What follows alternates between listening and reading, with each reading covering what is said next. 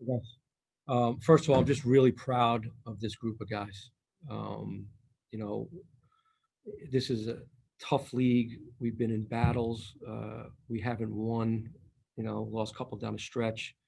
Really tough one at Illinois. And I think our guys really showed the character that we see every single day. I thought we had unbelievable leadership from Jamari and John. I thought our guys really looked connected today. We really defended as a team. This was our best defensive game. We were locked in. We played disciplined. We played without fouling, and we rebounded the ball. And we've been talking about that, for a while now. The key has been defending and rebounding and not fouling. And for us to come out and do it and then win, I think it shows, and the guys really excited about it and get the buy-in. And so really, I thought everybody really stepped up today. We didn't, make some free throws. We got to get back, on a line, maybe because we're not used to getting there. We just don't get there that much. So we got there today, but we got to finish games from the free throw line. But overall, I thought it was a fantastic job from everybody. Thanks, Coach. Let's first go to Corey Geiger. Tanya Luce, you're on deck. Corey, on mute, bud. Yep. What does this say about this league, Jim? Rutgers was the number 11 team in the country a month ago. Now they've lost 5 in a row. Michigan State started with 3 straight losses. They were a top 5. What does it say about this league that even good teams are going to lose a good number of games? Greatest league in the country. By far. It's not even close. I mean, Northwestern's a good team. They've lost a bunch in a row. Heck, we're a good team, guys. We're a good team. We lost a bunch in a row. Everybody's going through it in stretches. And I think it's whoever's going to be, what I said to the team, whoever's going to be like Big Ten mentally tough is going to be able to survive this. Not just regular mentally toughness, just Big Ten mental toughness, because the league is so good. Sometimes it comes down to matchups in this league. But you got to be able to, move quickly, right? You can't, whether you win or lose, like we're going to move on from this game as quickly as we moved on from the Illinois game, because you have to. Everybody is so good. Every coach, there's great coaches in this league.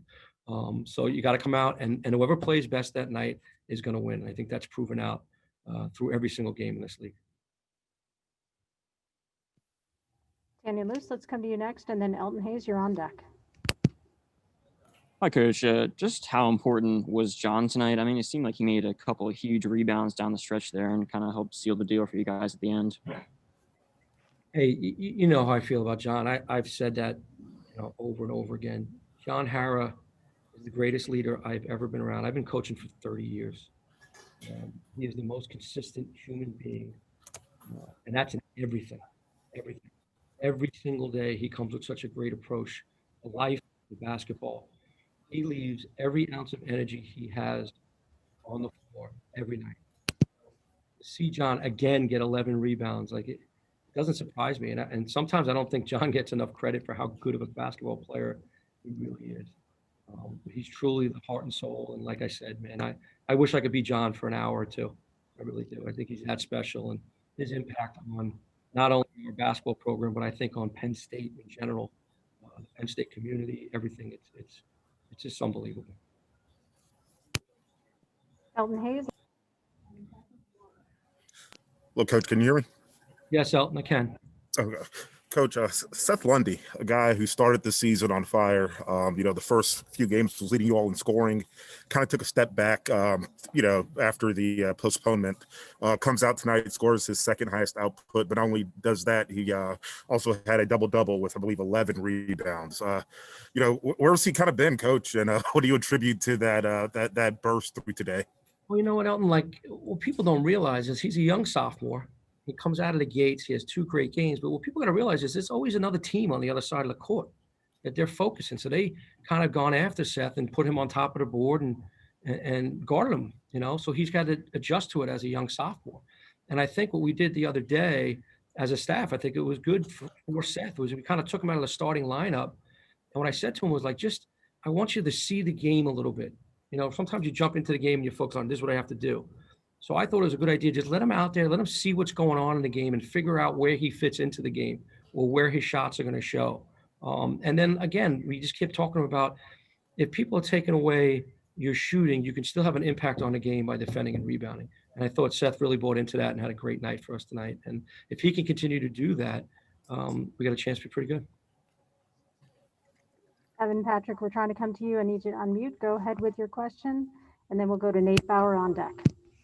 Hey, Jim, how pleased were you with your team's ability to not foul, turn defense into offense, play complementary basketball, and play at a high pace? And do you think that's the blueprint for this team to get out to those big leads like you did tonight? Yeah, and I think it is the way we were playing earlier in the season, right? We had those good wins, and beat VCU, beat Virginia Tech. We were playing that way. Obviously, you get the Big Ten play, it's a little bit different. There's bigger, more physical guys, and we were just fouling too much. We were getting hurt interior-wise, and we were fouling too much. We were getting strung out defensively. We had a pause, right? So now you had to get back into rhythm of playing games and figuring out in game speed. And I really believe that those 2 games that we had at Purdue and at Illinois helped us get better to put a product out like we did tonight, which is the way we're supposed to play. Now we just have to do it consistently. Nate Bauer, let's come to you. Justin Morgenstein, you're on deck. Jim, just to build on that defensive effort, sometimes it's tough from our vantage point to tell, but did you feel like there was a lid on the rim for them in the first half versus what happened in the second half? Or did you feel like the defense, held up in both halves for you? I don't know. I have to check. Maybe there's a slope. Or I don't know. No, man, listen, we came locked in. We really, like I said, I gave credit to Illinois the other day about defending, and they really defended us. I thought we really defended really, really well. And now listen, there's a reason that team was top 15 in the country. They're a really good basketball team. And keeping, Ron Harper down the whole game is a very, very difficult thing to do. We got in a little foul trouble late with Seth, which is why we went to a little zone fighting. I thought we were fighting a little bit of fatigue at that time too. And then Gio and Ron made some big shots, which they're going to do. They're really good players. But then I'm really proud of our guys. No one panicked. Everybody I thought had great poise and just kept doing what we were doing, and both offensively and defensively, and finished the game off. So I think it was a great effort by our guys. Okay, we've got 4 questions left. Justin Morgenstein, Mark Brennan, Owen Abbey, and John Sauber, and that'll end this session. And then we'll have Myron Jones coming up next. Jim, they mentioned on the broadcast a few times how you guys have the #1 strength schedule in the country now. What kind of challenge is that, and how does that help you, as this thing moves along? It's really challenging. Really challenging. I mean, it's brutal. It's again, because of the unprecedented year that we had, we probably could have filled our schedule with lower level teams, but we didn't. We decided to let's play, give ourselves a chance to get to the NCAA tournament. So, getting wins against VCU, getting wins against Virginia Tech, those matter. Playing close. We should have won the Seton Hall game. I think that stuff is really going to prepare you. And that's what your non-league is supposed to prepare you for Big Ten play. And the Big Ten is just so good this year that I think that helped us. I think it absolutely helped us. And I actually think, like I said, I think the games that we've played prior to this, we had a tough league schedule, are helping us now figure out who we are. And again, what is this, our 9th game or 10th? This is our 10th game. It's still really a young season when you look at it game-wise. So we're getting better. And I think I said that the other night. We might have lost that game, but I see it. We are getting better. And that's what we have to continue to do. Owen Abbey, let's come to you, and then John Sauber. Hey, Coach. So we saw that Miles Dredd was in a sling for the game, obviously because of the injury he suffered late in the Illinois game. What's his status? Is he okay? And when can we expect him back in the lineup? Well, we're going to monitor that day by day. He's in the training room with Saz right now, and when the training staff and Miles see that he's ready to go, then he'll be ready to go. But he wasn't today, and obviously we're never going to put anybody at risk when they're not fully healthy to play. Mark Brennan, I just want to make sure you've got your hand back up. Let's go to you, and then John Sauber is going to end this session. Hey, Jim, just a couple things. It looked like Miles was hurt on some sort of freak hitting somebody in the head. Was that what happened? And then the other thing I wanted to ask you is, you called your team out after the first Illinois game for its lack of rebounding. What have you seen the past 3 games in that department, and especially in this game? Thank you. It was a freak play. Miles hit Kofi on his head and kind of his shoulder looked like it popped out a little bit. And then we've been talking about the rebounding all season long. And really what it came down to the other day was just like, if everybody can do or try as hard as John, like I said, it's contagious. Like we cannot allow John to do that without everybody else jumping on board to do that. And when you hear the guys talking about it, when you hear them in huddles, I'm walking into huddles and I'm not even saying a word for the first 10 seconds because they're talking about it. Get defend and rebound, don't foul. Everybody get defend and rebound, don't. So they're getting the message, and then for them to do it, that's when this team's starting to come together. John Sauber, let's go to you for the final question for interim head coach Jim Ferry.